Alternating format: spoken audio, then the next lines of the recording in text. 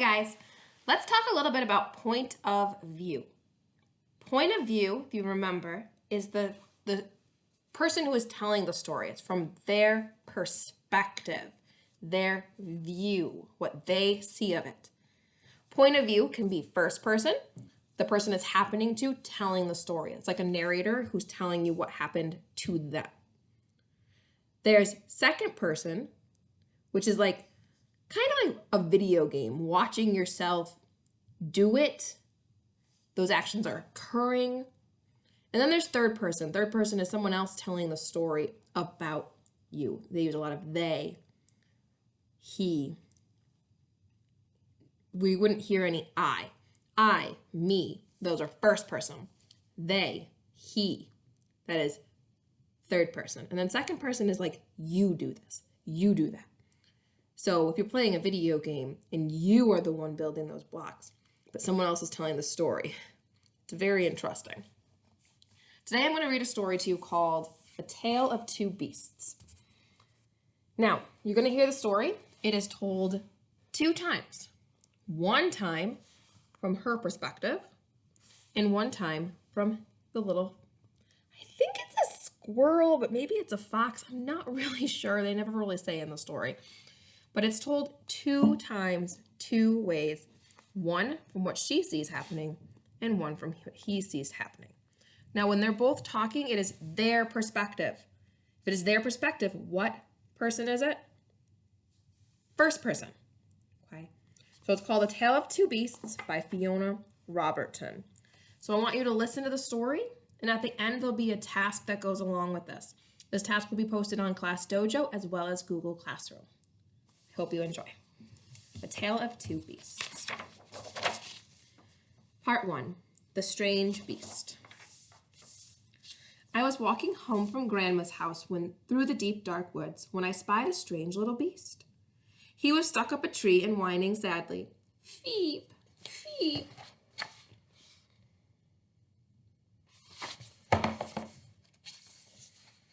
So I decided to rescue him. Feep! I will call you Fang, I told him, and I wrapped him warmly up in my scarf and carried him safely home.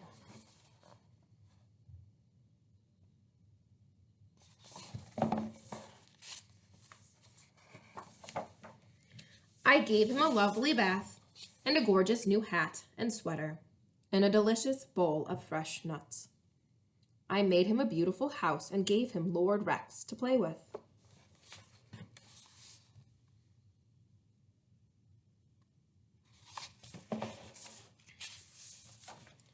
I took him out for lots of long walkies to keep him fit and healthy. And I showed him off to all my friends who loved him nearly as much as I did. Oh, amazing! Awesome! So cute!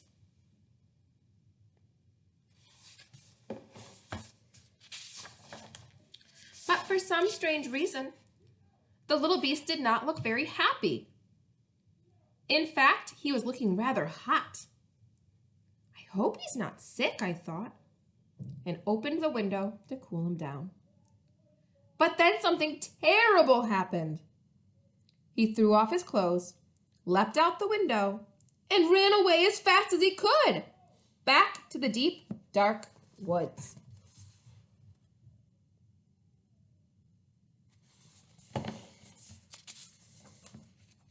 I wanted to go and look for him, but Mama had other plans. Dinner time, blurg. Bath time, urgh. Bedtime, grrrg. I couldn't sleep. I missed the little beast and wondered if I would ever see him again. But then a small furry shadow appeared at the foot of my bed.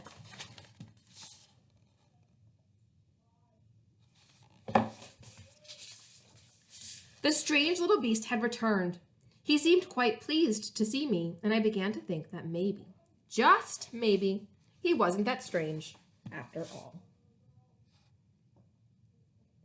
Okay, so part 2 is going to be a different perspective. It says, I wonder why he came back. Part 2, the terrible beast. I was hanging from my favorite tree singing happily to the birds when, Tra-la-la-la-la, tra-la-la-la-la. I was ambushed by a terrible beast. Hey! She growled at me, grouf, and tied me up and carried me off to her secret lair.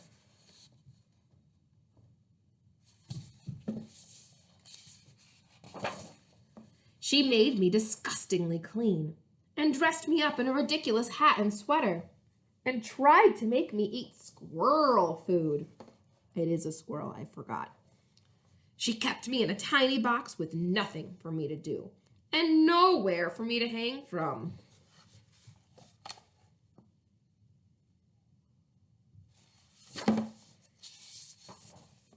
She made me walk backwards and forwards and backwards again for no whatsoever reason ever. She showed me off to a herd of even wilder beasts who were just as terrible as she was.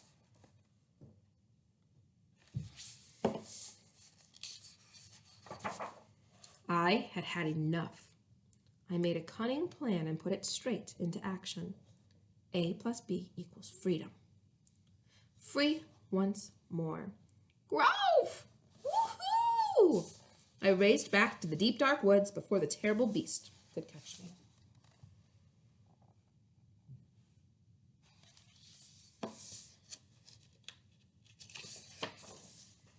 It was peaceful in the deep dark woods. A bit too peaceful, perhaps. Scratch, scratch. Silence. And also a little bit wet. In weather like this, one could do with a nice warm hat. I snuck back to retrieve it under cover of darkness.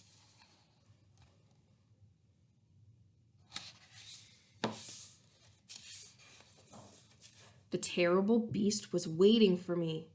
She seemed quite pleased to see me, and I began to think that maybe, just maybe, she wasn't that terrible after all.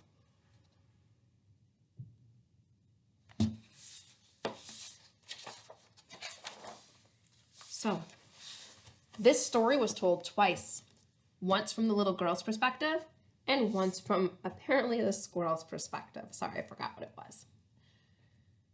So, I would like for you to think about an animal, and I would like to hear you tell me a story from their perspective. Maybe you have a pet dog at home, or a goldfish. Maybe you have a turtle. Tell me about something that you do every day with this animal that's normal. Like you take that dog for a walk. You feed it food. Tell me what that animal might be thinking. Write me a little story, a little paragraph or two from their perspective.